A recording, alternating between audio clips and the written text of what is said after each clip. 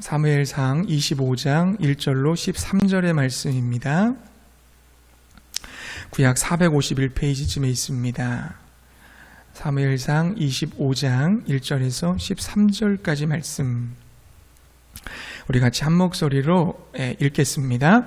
사무엘이 죽음에 온 이스라엘 무리가 모여 그를 두고 슬피 울며 라마 그의 집에서 그를 장사한지라. 다윗이 일어나 바란 광야로 내려가니라. 마온에 한 사람이 있는데 그의 생업이 갈멜에 있고 심히 부하여 양이 3,000마리요 염소가 1,000마리이므로 그가 갈멜에서 그의 양털을 깎고 있었으니 그 사람의 이름은 나발이요 그의 아내의 이름은 아비가일이라. 그 여자는 총명하고 용모가 아름다우나 남자는 완고하고 행실이 악하며 그는 갈렙 족속이었더라. 다윗이 나발이 자기 양털 깎는다 함을 광야에서 들은지라. 다윗이 이에 소년 10명을 보내며 그 소년들에게 이르되 너희는 갈멜로 올라가 나발에게 이르러 내 이름으로 그에게 문안하고 그 부하게 사는 자에게 이르기를 너는 평강하라. 내 집도 평강하라. 내 모든 소유의 모든 것도 평강하라. 내게 양털 깎는 자들이 있다 함을 이제 내가 들었노라.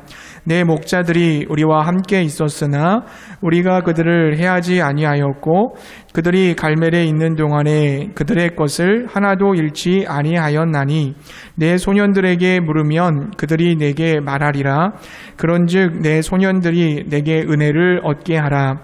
우리가 좋은 날에 왔은즉 내 손에 있는 대로 내 종들과 내 아들 다윗에게 주기를 원하노라 하더라 하라. 다윗의 소년들이 가서 새 이름으로 이 모든 말을 나발에게 말하기를 마침에 나발이 다윗의 사환들에게 대답하여 이르되 다윗은 누구며 이새의 아들은 누구냐? 요즘에 각기 주인에게서 억지로 떠나는 종이 많도다. 내가 어찌 내 떡과 물과 내 양털 깎는 자를 위하여 잡은 고기를 가져다가 어디서 왔는지도 알지 못하는 자들에게 주겠느냐 한지라. 이외에 다윗의 소년들이 돌아서 자기 길로 행하여 돌아와 이 모든 말을 그에게 전하매 다윗이 자기 사람들에게 이르되 너희는 각기 칼을 차라 하니 각기 차를 차매 다윗도 자기 칼을 차고 400명가량은 데리고 올라가고 200명은 소유물 곁에 있게 하니라. 아멘. 네, 오늘 말씀의 제목은 분노를 내려놓은 다윗이라는 제목입니다. 오늘 금요기도에 여러분 그 맨 뒷자리를 보게 되면요, 기도 카드를 하나 놨습니다. 그래서 함께 기도해 주세요 이런 제목으로 기도 카드를 놨는데요, 금요기도에 오시는 분들은 또 특별한 기도 제목을 가지고 있을 거라고 생각을 합니다. 그래서 여러분들 이 기도의 시간에 여러분들이 가지고 있는 기도 제목을 적어내시면 함께 그 기도 제목을 가지고 부르짖어 기도하도록 하겠습니다. 혹시 마음에 감동이 되시고 또 기도를 같이 해주기를, 연합기도를 필요로 하시는 분들은 뒷자리에 있는 저 카드에다가 기록을 하셔서 이따 기도 시간에 저한테 이렇게 내시면, 아니면 저 사모님께 주시면 이렇게 저한테 전달을 해서 제가 그것을 보고 함께 기도할 수 있도록 그렇게 하겠습니다. 이제 다윗과 그를 따르는 600명의 사람들은 사울의 눈을 피하여 광야에서 숨어 지내야 했습니다. 광야는 먹을 것이 없는 곳입니다. 그러나 다윗에게는 600명의 사람들이 있기 때문에 그들을 먹여 살려야 하는 책임이 있었습니다. 그런데 어느 날 나발이라는 사람이 이 갈멜이라는 곳에서 양털 깎는다는 소식을 다윗이 듣게 됩니다. 양털을 깎는다는 것은 소위 추수 때가 되었다는 것입니다. 유목민에게 있어서 양털 깎는 날은 잔치, 축제의 기간입니다. 이런 날은 동네 사람들뿐만 아니라 주변에 있는 나그네와 가난한 사람들도 초대하여 그들과 함께 음식을 나누어 먹곤 하였습니다. 당시 이스라엘 백성들에게는 나그네 환대법이라는 것이 있었습니다. 이것은 손님을 환대하는 그런 풍습으로 낯선 사람이 마을에 오게 되면 일일이 돌아가면서 대접을 하는 것이었습니다. 만약 나그네를 잘 대접하지 못하면 그 마을의 수치로 여겼습니다. 지금 다윗과 그의 백성들은 배불리 먹을 수 있는 좋은 기회를 만난 것입니다. 게다가 나발이라는 사람은 다윗에게 은혜를 입은 사람입니다. 여기 나오는 나발은요, 굉장한 부자였어요. 2절에 보게 되면 그를 소개할 때 심히 부하다고 기록을 하고 있습니다. 양이 3,000마리, 염소가 1,000마리나 되었습니다. 그러나 여러분, 광야는 항상 강도와 도적들의 위험이 도사리고 있는 곳 아닙니까? 광야의 무법자들이 나발의 가축들을 죽이고 빼앗아가는 일들이 있었는데 다윗과 그의 군사들이 나발의 가축들을 보호해 주었던 것입니다. 자, 16절에 보게 되면요, 나발의 목자들이 아비가일에게 다윗이 한 일에 대하여 이렇게 고백하고 있어요. 우리가 다윗의 사람들과 함께 있으면서 양을 칠 동안에는 그들이 밤이나 낮이나 우리를 성벽과 같이 잘 보살펴 주었습니다. 그러니까 나발은 다윗으로 인하여 큰 혜택을 받은 것입니다. 귀한 은혜를 입었습니다. 다윗은 사울에게 쫓겨다니면서도 같은 민족의 어려움을 그냥 지나치지 않고 도와주었던 것입니다. 마치 선한 사마리아인이 강도 만난 사람을 구해준 것처럼 다윗은 강도 만난 나발을 구해주었던 것입니다. 자, 이런 배경 속에서 다윗은 10명의 동지를 나발에게 보냅니다. 그리고 정중하게 음식을 나누어 달라고 부탁을 합니다. 이것은 사리에 맞고 상황에 적절한 요구였습니다. 그러나 나발은 뜻밖의 반응을 보입니다. 우리 10절하고 11절 말씀을 같이 읽어보겠습니다. 10절, 11절 함께 읽겠습니다. 나발이 다윗의 사원들에게 대답하여 이르되 다윗은 누구며 이새의 아들은 누구냐? 요즘에 각기 주인에게서 억지로 떠나는 종이 많도다. 내가 어찌 내 떡과 물과 내 양털 깎는 자를 위하여 잡은 고기를 가져다가 어디서 왔는지도 알지 못하는 자들에게 주겠느냐 한지라. 아멘. 무슨 뜻입니까?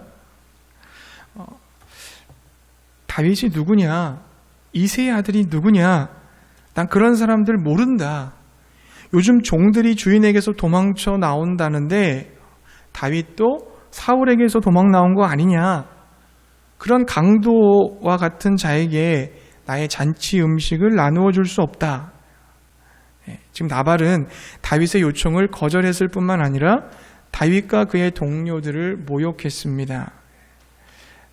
다윗은 분노가 머리 끝까지 치솟았어요. 여러분 13절 말씀 보게 되면요, 이렇게 되어 있습니다.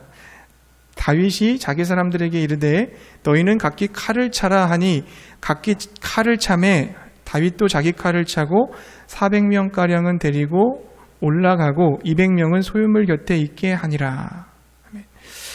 자, 그는 이런 모욕을 피로써 갚아주겠다고 결단을 합니다.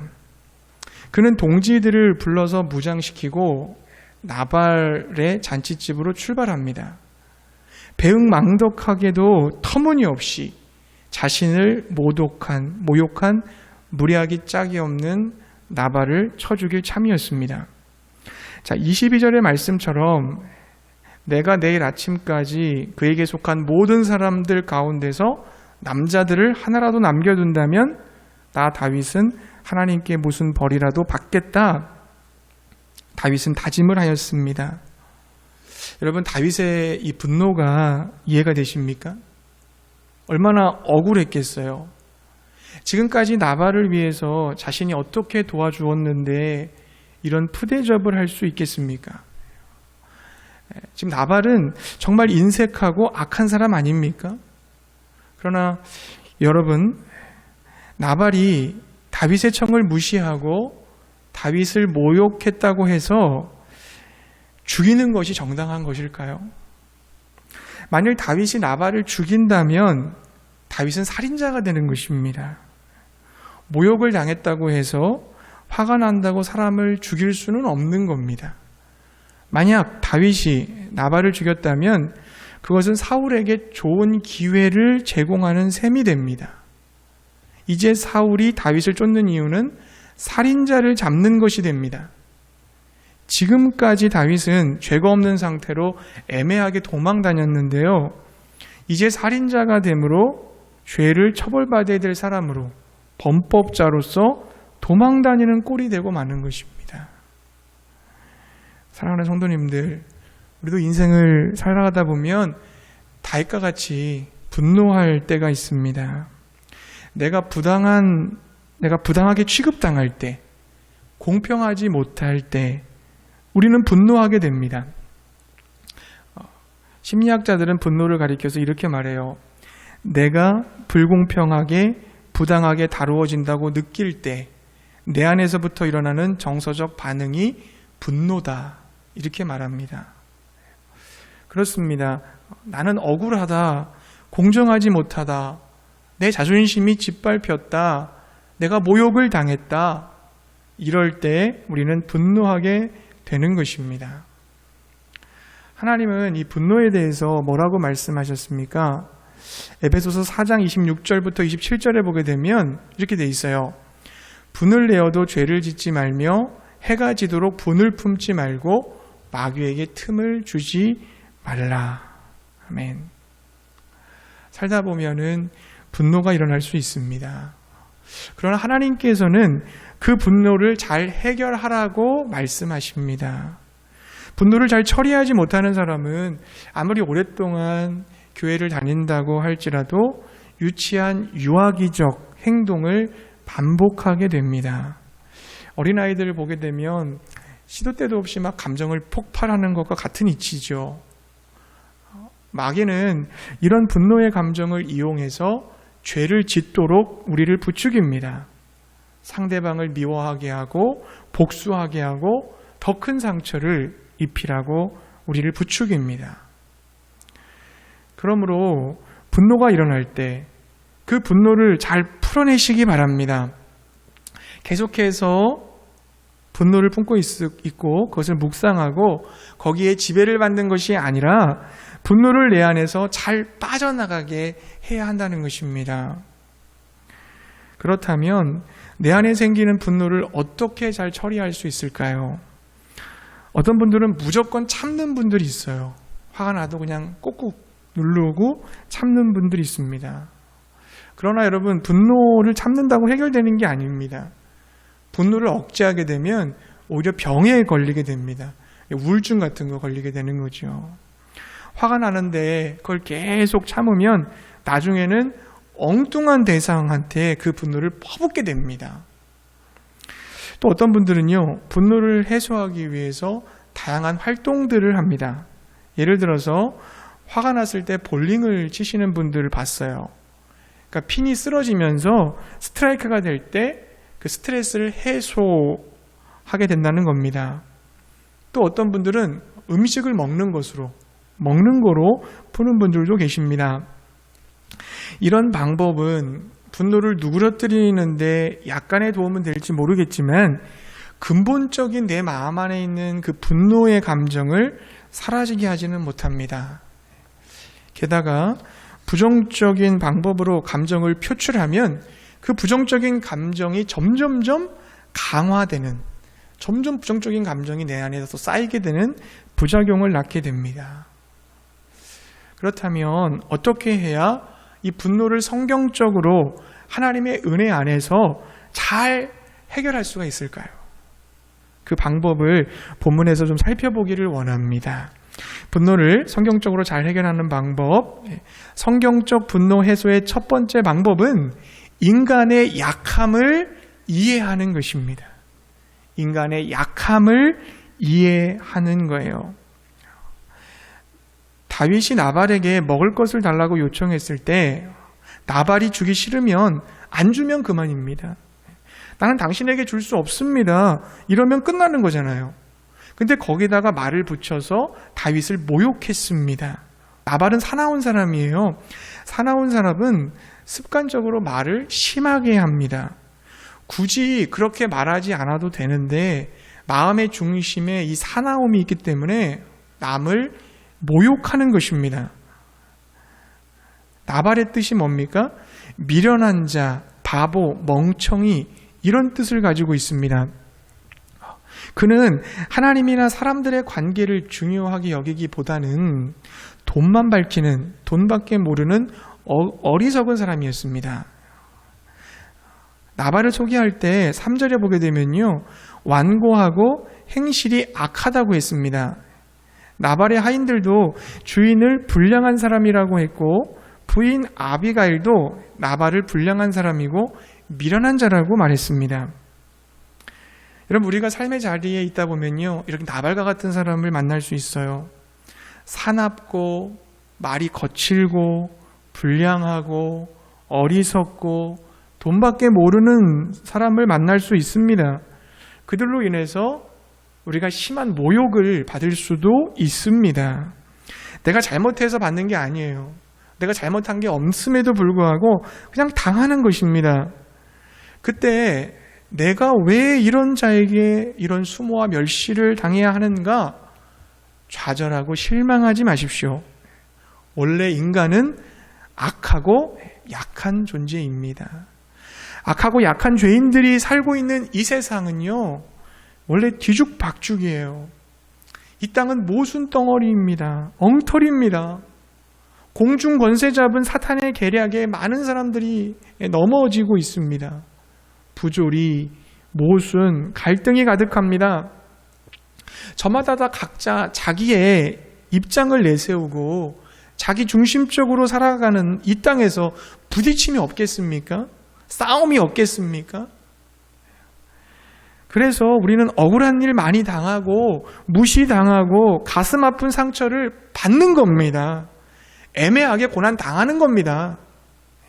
자기 자존심 내세우고 나는 무시 안 당할 거야, 어이없는 일 안 당할 거야, 나는 대접받고 살 거야, 여러분 그런 생각을 버리세요.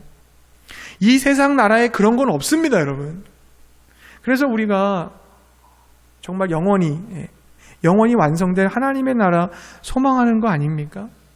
하나님이 다스리시는 하나님 나라에서만이 완전한 공의와 사랑과 평화와 기쁨이 있다는 거 믿으시기 바랍니다. 구약의 하나님 백성들 많이 당했습니다. 제자들도 바울도 억울한 일 많았습니다. 예수님 말할 것도 없습니다. 엄청난 모욕을 당하셨어요. 인간들의 죄를 대신 짊어지시고 십자가에서 돌아가실 때 사람들이 예수님께 뭐라고 모욕했습니까? 네가 하나님의 아들이냐? 그럼 내 자신 먼저 구원해봐라. 하나님의 아들도 이 땅에서 무시와 조롱을 받으셨습니다. 그러나 예수님은 하나님께 이렇게 기도하셨잖아요. 아버지여, 저들의 죄를 용서해 주십시오. 저들은 지금 저들이 하는 것을 알지 못합니다. 예수님은 인간의 약함을 이해하신 거죠. 몰라서 저러는 거다. 아직 저들은 악하다, 저들은 약하다. 인간의 어리석음과 무지를 받아주시고 그들의 약함을 품어주셨습니다. 여러분, 인간이 막 대단하고 강해 보이지만 그렇지 않습니다. 인간은 약한 존재예요. 여러분, 다윗을 보세요. 사무엘상 24장에서 다윗은 어떤 사람이었습니까? 자신을 죽이려는 사울을 너그럽게 용서했잖아요. 하나님의 뜻을 생각하고 하나님의 주권에 모든 것을 맡기는 그 믿음과 그 당당함을 보여주지 않았습니까?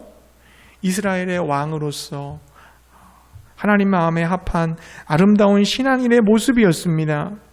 그러나 지금 다윗은 어떻습니까? 자기를 모욕하는 나발에 대한 분노를 참지 못하고 복수의 칼을 빼들었습니다. 어쩌면 지금 여러분, 다윗은 사울과 똑같은 모습이에요. 사울이 다윗을 죽이려는 이유는 뭡니까? 자기의 왕국, 자기의 나라를 세우기 위함이잖아요. 내 권리, 내 특권에 도전을 가하는 사람이 있다면 나는 가차없이 그를 죽여버리겠다. 이게 사울이에요. 근데 지금 다윗이 나발을 죽이려는 이유가 뭡니까? 자신의 자존심, 자신과 자신의 사람들을 조롱하고 모욕하고 도전한 나발에 대해서 가차없이 죽이겠다는 겁니다. 다윗이 여러분 왜 이렇게 됐을까요? 왜 이렇게 약해졌을까요? 여러분 사무엘의 죽음 때문은 아닐까 생각을 해봅니다. 사무엘상 25장 1절에 보게 되면요, 사무엘이 죽었다고 기록을 하고 시작을 하거든요. 자, 사무엘이 누구예요? 다윗을 기름 부어서 왕으로 세워주었습니다. 다윗에게 있어 영적인 아버지와 같은 사람이에요. 자신의 든든한 백이 되어준 사무엘이 죽었기 때문에 다윗은 많이 힘들었을 겁니다. 그리고 영적으로 많이 위축되어졌을 거예요. 이런 상황 속에서 나발의 사건이 터지니까 순간적으로 이성을 잃어버린 거죠. 자신을 죽이려는 사울을 볼 때는 하나님의 기름 부음 받은 종으로 보여졌는데, 자기를 모욕하고 있는 나발을 볼 때는 악취를 품고 있는 더러운 인간으로, 죽여서 없애버려야 될 쓰레기 같은 인간으로밖에는 보이지 못했던 것입니다. 여러분, 나에게 분노를 만들어내는 그 상대방도 부족하지만, 상대방도 약하지만, 그 상대방에 의해서 분노를 내고 있는 나도 역시 약한 사람이라는 것을 여러분 기억하시기 바랍니다. 내가 왜 화를 내고 있습니까? 물론 상대방이 잘못했기 때문에 내가 화를 낼 수도 있어요. 하지만 나의 마음, 내가 정상이 아닐 수도 있습니다. 내가 약해져 있고 상처가 많고 열등감이나 우월의식에 빠져 있다면 그냥 평상시에는 그냥 흘러 지나갈 일이에요. 아무렇지 않게 넘어갈 문제인데 탁 걸리는 거예요. 내 마음에서 이게 못 넘어가는 겁니다. 내가 약하기 때문에 그런 거예요. 그러므로 사랑하는 성도님들, 화를 내게 만드는 사람도 화를 내는 나도 모두 연약한 존재라는 것을 깨달으시기 바랍니다. 이 깨달음이 있을 때 상대방과 나를 이해할 수가 있는 거예요. 우리는 다 연약한 사람들이다. 부족한 사람들이다. 인간의 약함을 극복하기 위해서 여러분 우리 어떻게 됩니까? 여러분 성령님을 의지하시기 바랍니다. 성령님을. 로마서 8장 13절 이렇게 증거합니다. 너희가 육신대로 살면 반드시 죽을 것이로되 영으로서 몸의 행실을 죽이면 살리니. 성령으로 나의 분노, 이기심, 욕망을 눌러야 됩니다. 죄를 짓고 싶은 마음이 내게 있어도 그 죄를 성령의 능력으로 다스릴 수 있기 바랍니다. 그래서 바울은 날마다 뭐라고 그랬어요? 자신을 쳐서 복종시켰다. 그렇게 고백을 했어요. 나는 날마다 죽노라 그랬어요. 저와 여러분들은 예수님을 구주와 주님으로 믿고 새 사람이 된 사람들입니다. 예수님이 입혀주시는 하나님의 자녀의 옷을 입고 있습니다. 그러므로 하나님의 자녀답게 성령님을 따라 사시기 바랍니다. 옛사람, 세상 사람들과 똑같은 그런 분노의 칼을 빼어서 휘두르는 자가 아니라 그 칼을 칼집에 꽂고 사람의 약함을 이해하는, 사람의 연약함을 이해할 수 있는 성령 충만한 사람이 되시기 바랍니다. 성경적 분노 해소의 두 번째 방법은 뭡니까? 첫 번째는 사람의 약함을 이해하라는 거고요. 두 번째 방법은 뭐냐면 하나님을 기준으로 한 영적 분별력을 가져야 된다는 겁니다. 하나님을 기준으로 한 영적 분별력을 가져야 한다는 거예요. 다윗이 나발을 치기 위해 군사들을 일으켰다는 소식을 나발의 하인들이 듣게 됩니다. 그리고 나발의 하인들은 이 사실을 나발의 부인인 아비가일에게 보고합니다. 자, 그 본문이 14절부터 22절까지 기록되어 있어요. 나발의 부인 아비가일은 어떤 사람일까요? 3절에 보게 되면 총명하고 용모가 아름다웠다고 그랬습니다. 그는 정말 지혜로운 여인이에요.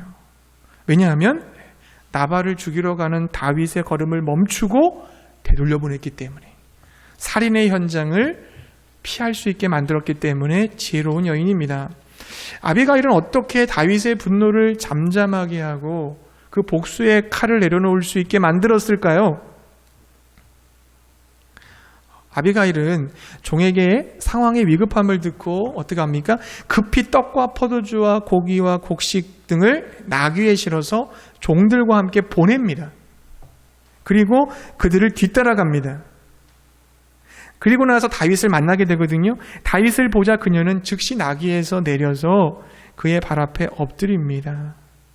그녀는 자신의 남편의 그 미련함과 어리석음을 지적하고 자신이 만약에 그 자리에 있었다라고 한다면 그와 같이 일처리를 하지 않았을 거라고 하면서 벌어진 이 사건은 자신의 책임이라고 자기에게 책임을 돌립니다. 그리고 아비가일은 다윗에게 화가 난다고 이런 일에 피를 흘리면 안 된다고 말을 해줘요. 왜냐하면 다윗은 장차 이스라엘의 왕이 되실 분인데 어리석은 사람의 말 한마디에 화가 나서 집단살인을 한다면 그것은 씻을 수 없는 오점이 되기 때문이라는 겁니다. 하나님께서 자신을 보내셔서 다윗의 살인을 막아주셨다라고 덧붙였습니다. 그러면서 아비가일이 굉장히 중요한 말을 하는데요. 여러분 사무엘상 25장 28절과 29절 한번 읽어볼게요. 28절, 29절 말씀 아비가일이 다윗에게 한 말입니다. 같이 읽어보겠습니다. 시작. 주의 여종의 허물을 용서하여 주옵소서.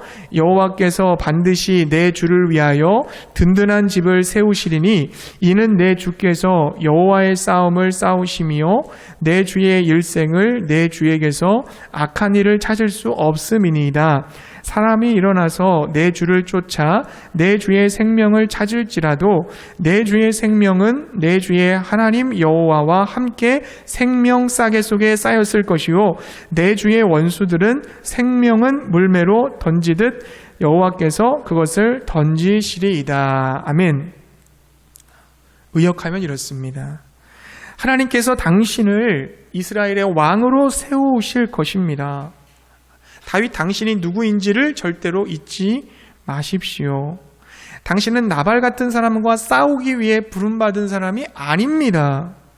당신은 여호와 하나님을 위해 싸워야 할 분이십니다. 대적자들이랑 하나님의 손에 맡기시고 당신은 이스라엘의 기름 부음 받은 왕답게 행동하셔야 합니다. 하나님이 당신의 생명을 책임지실 것이며 하나님이 당신에게 하신 약속을 반드시 이루어 주실 것입니다. 아비가일은 자신의 억울함, 모욕, 분노에 사로잡혀 있는 다윗의 그 시선을 하나님의 부르심, 하나님의 자비, 하나님의 약속, 하나님의 뜻으로 옮기도록 도와준 거예요. 그 결과 어떻습니까? 다윗은 갑작스럽게 빠져들었던 분노와 원수갚음이라는 그의 추악함에서 빠져나올 수가 있게 됐습니다. 그리고 아비가일을 보내 자신의 범죄를 막아주신 하나님을 찬양하고요. 그리고 아비가일의 지혜를 칭찬하며 그에게 복을 빌어 줍니다. 아비가일의 지혜로운 말이 다윗을 죄에서 구원한 거예요. 아비가일은 다윗에게 하나님을 기준으로 하는 영적 분별력을 가지게 해 주었던 것입니다. 여러분, 영적 분별력을 우리가 갖기 원하잖아요. 근데 영적 분별력이라는 것은 기준이 있어야 됩니다. 기준이 있어야 분별력이라는 게 생기거든요. 동서남북 이 기준이 있어야 내가 지금 어디에 위치해 있는지 분별할 수 있는 것처럼 말입니다. 기준이 반드시 있어야 그 기준을 갖고 분별을 하는 거거든요. 근데 여러분, 분노가 일어나면 기준이 틀어져요. 기준이 내가 됩니다. 대부분 내 처지, 내 상황, 내 자존심, 내 마음, 내가 기준이 되기 때문에 바른 분별을 하지 못하게 돼요. 시야가 좁아집니다. 그래서 자기가 한 행동이 다 옳게만 보여요. 이때 바른 영적 분별력을 가지려면 어떻게 됩니까? 기준을 하나님께로 맞춰야 됩니다. 하나님의 마음, 하나님의 긍휼, 하나님의 말씀이 기준이 되어야 되는 겁니다. 하나님을 기준으로 하나님께 가까이 쫓아가는 것이 선이고요. 하나님을 기준으로 하나님과 멀어지는 것이 악한 겁니다. 이와 같은 영적 분별력 우리가 언제 얻습니까? 기도 시간에 얻게 되는 겁니다. 기도할 때 얻게 되는 거예요. 우리가 하나님의 말씀을 듣고 그 말씀을 깨닫고 엎드려서 기도하면 거기서 우리가 하나님을 알게 되거든요. 하나님을 만나게 되고요. 그래서 하나님을 통해서 나를 성찰하게 되는 시간이에요. 기도가 나를 돌아보는 겁니다. 여러분, 기도가 깊어지면요, 하나님 앞에 주세요, 주세요 라고 말하기 전에 하나님께서 이미 나에게 많은 것을 주셨다는 것을 깨닫게 됩니다. 그리고 내가 하나님께 너무나 많은 것을 받았음에도 불구하고 베푼 것이 없다는 것을 알게 돼요. 하나님이 나에게 베풀어 주신 사랑과 관심과 은혜를 감사하게 되고 나누게 되는 것입니다. 그러니까 기도는 하나님을 바라보는 시간이요, 하나님을 내 삶으로 초청하는 시간입니다. 그래서 기독교인이 가장 큰 죄가 뭡니까? 기도하지 않는 죄잖아요. 기도하지 않으면 영적 분별력을 상실하게 되는 거예요. 다 자기가 기준이 되는 거예요. 그래서 어떻게 됩니까? 내가 무슨 죄를 지었는지도 몰라요. 하나님이 내게 무엇을 원하시는지도 모릅니다. 분별력이 없기 때문에 내가 어떤 짓을 행하고 사는지 모르는 겁니다. 다 자기중심적이니까 그렇게 되는 거죠. 그러다가 내가 이해하지 못한 일이 벌어지거나 사람들과 부딪히게 되면 어떻게 됩니까? 그때 자기 꾀 나오는 거예요. 내 마음에 있는 게 나오는 거예요. 막 분노하게 되고 이를 갈고 복수의 칼을 빼어드는 것입니다. 하나님이 나한테 어떻게 이렇게 할 수 있냐고 이렇게 되는 겁니다. 그러므로 사랑하는 성도님들, 말씀을 붙잡고 기도하시기 바랍니다. 하나님을 기준으로 삼고 영적 분별력을 가지시기 바랍니다. 하나님 앞에서 나를 성찰하고 하나님의 뜻과 방법대로 결정하며 순종하는 저와 여러분 되시기 바랍니다. 결국 다윗은요, 나발로 향해 가던 그 발걸음을 되돌립니다. 하나님께 무릎을 꿇고 바른 분별력을 갖게 됩니다. 내가 이스라엘의 왕이지. 나는 이런 사람들의 말에 휘둘려서 이 사람들 죽이고 복수하면서 사는 사람이 아니지. 내가 하나님의 영광을 위해 하나님의 뜻을 이루기 위해서 하나님께 지금 연단받고 훈련하고 있는데 내가 어떻게 살아야 되고 무엇을 위해 살아야 될지를 다윗은 다시 깨닫게 됐어요. 그러나 여러분, 상황은 그대로입니다. 사무엘은 죽었고 자신은 여전히 사울에게 지금 쫓기는 상태고 자신의 사람들은 여전히 가난해서 배고파하고 있고 여전히 나발은 자신을 무시하고 조롱하고 있습니다.